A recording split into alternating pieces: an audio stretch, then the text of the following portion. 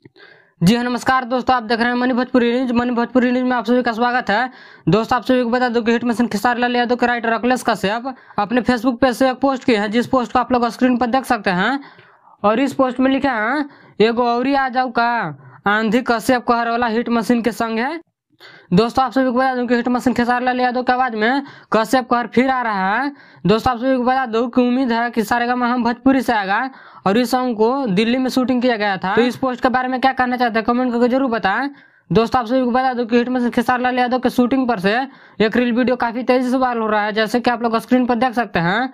और यह reel video बढ़िया लगेला इस सॉन्ग पर बनाया गया है। और इस वीडियो में खेसारी लाल यादव के साथ में यामिनी सिंह नजर आ रही हैं।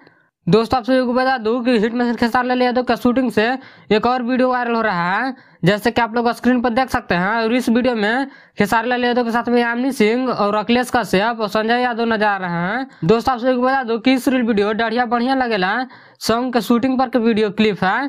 तो इस वीडियो क्लिप के बारे में क्या कहना चाहते हैं कमेंट करके जरूर बताएं।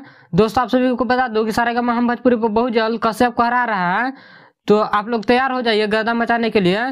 तो इस वीडियो में इतना ही। इस वीडियो के बारे में क्या कहना चाहते हैं कमेंट करके जरूर बताएं। ऐसे ही भोजपुरी की सारी छोटी बड़ी खबरें देखने के लिए हमारे चैनल को सब्सक्राइब करें। मिलते हैं अगले वीडियो में, तब तक ले जय हिंद।